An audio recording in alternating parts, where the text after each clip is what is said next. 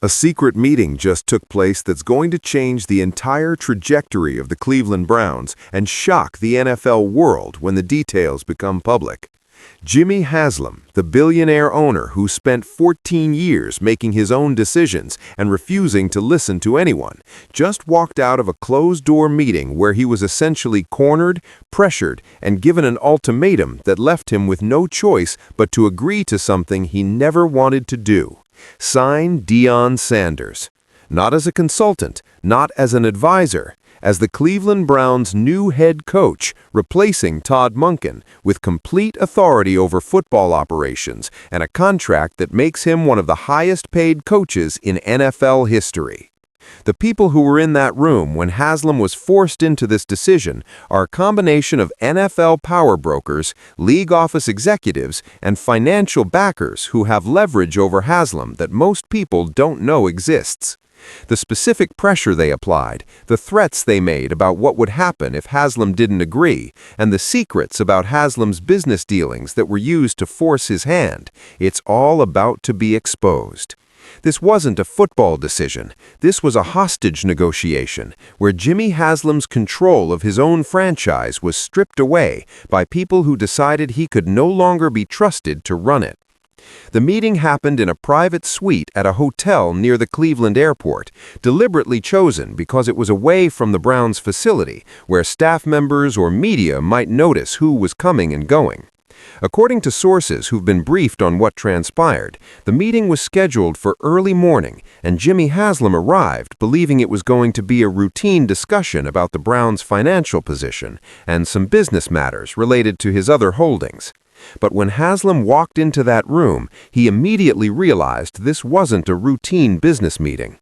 Present were three individuals whose combined influence over Haslam's professional and financial life made their presence together deeply concerning. One was a senior executive from the NFL League office who handles ownership relations and league governance issues.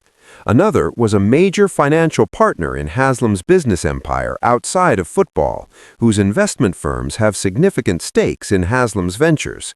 And the third was a prominent attorney who represents several NFL owners and who has connections to the league's most powerful ownership families. According to sources, when Haslam saw who was in the room, his first question was why they were all there and why he hadn't been told in advance that this was the attendee list.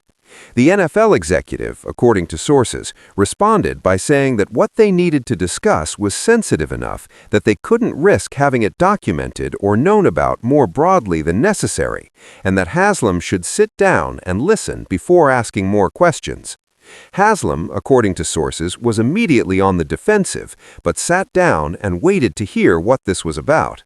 And what he heard over the next 90 minutes, according to sources who've been briefed on the conversation, was essentially an intervention where three of the most powerful people connected to his business interests laid out why they believed he could no longer be allowed to run the Cleveland Browns the way he'd been running them, and what needed to change immediately. The NFL executive, according to sources, started by explaining that the league office has been monitoring the Browns' situation closely over the past several months, particularly in the wake of the Ronnie Hickman attack, the ongoing gambling investigation connections, the Myles Garrett situation, and the general dysfunction that's been emanating from Cleveland. According to sources, the executive told Haslam that the league leadership is deeply concerned that the Browns have become a liability to the NFL's image and that the constant chaos coming out of Cleveland is damaging the league's credibility with fans, media, and business partners.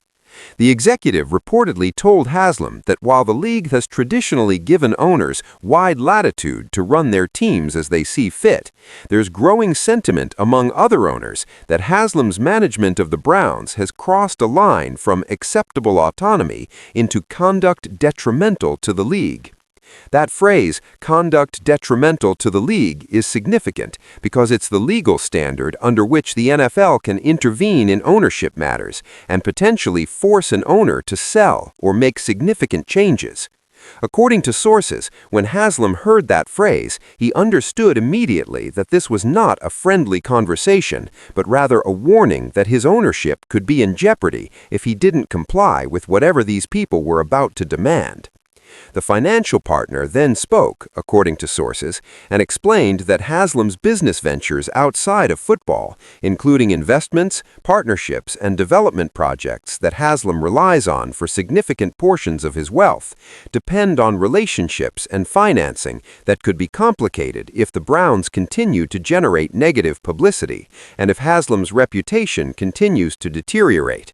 According to sources, the financial partner made clear that while he wasn't making explicit threats, people who invest in Haslam's ventures or partner with him on projects are increasingly uncomfortable with the association, and that if the Browns' situation doesn't stabilize, there could be financial consequences for Haslam beyond just football. The attorney then took over, according to sources, and this is where the conversation became most pointed and most threatening. According to sources, the attorney explained that he represents a coalition of NFL owners who are concerned about precedents being set by how the Browns are being managed, and that these owners have been discussing whether to formally petition the league to investigate Haslam's stewardship of the franchise. The attorney reportedly told Haslam that such an investigation would be humiliating, would likely uncover things about how Haslam has managed the team financially and operationally that would be embarrassing if made public, and ultimately could result in the league forcing Haslam to sell the team if serious improprieties were found. The attorney then reportedly said something that sources describe as the turning point of the entire meeting.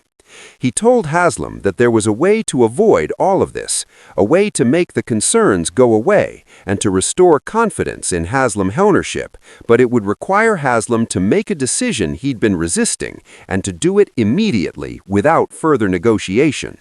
That decision, according to sources, was to hire Deion Sanders as the Cleveland Browns head coach, not to bring him in as a consultant, not to involve him in the draft process, to make him the actual head coach, replacing Todd Monken, and to give Deion full authority over football operations in a way that would essentially make Haslam a passive owner who provides resources but doesn't interfere with football decisions. According to sources, when Haslam heard this, his initial reaction was complete refusal.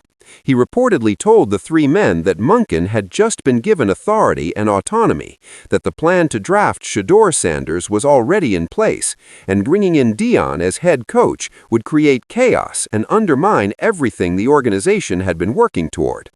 But according to sources, the three men in that room were prepared for Haslam's resistance and had coordinated their responses to make clear that this wasn't a request or a suggestion, this was an ultimatum.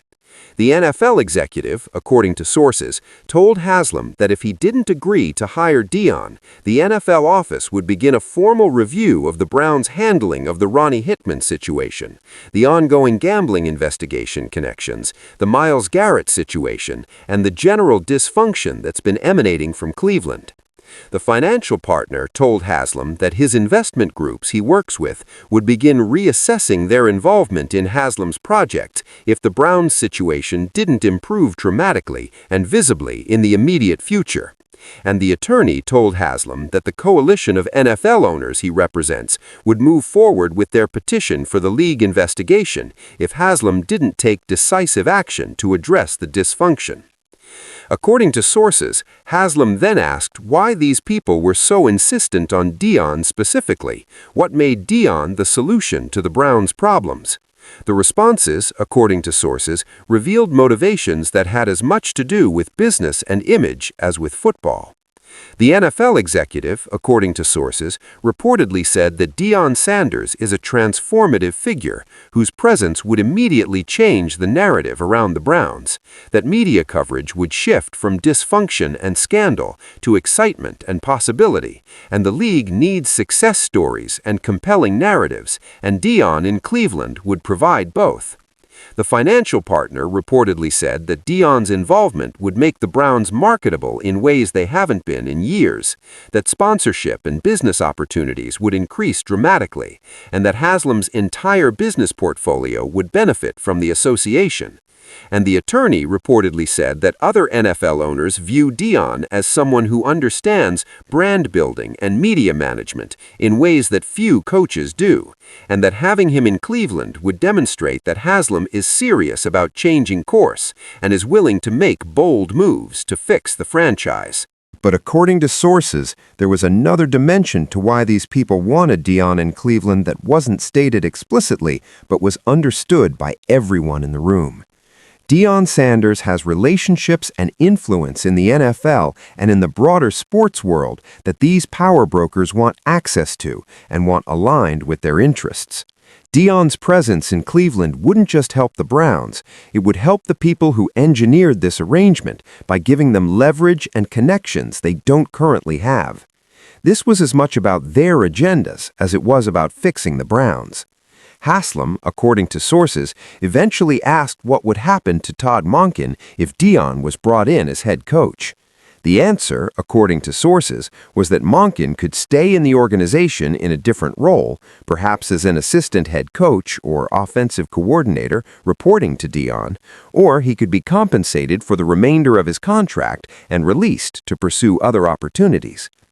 According to sources, Haslam raised concerns about the optics of firing a head coach he just publicly empowered and about the message it would send to the organization and to the league.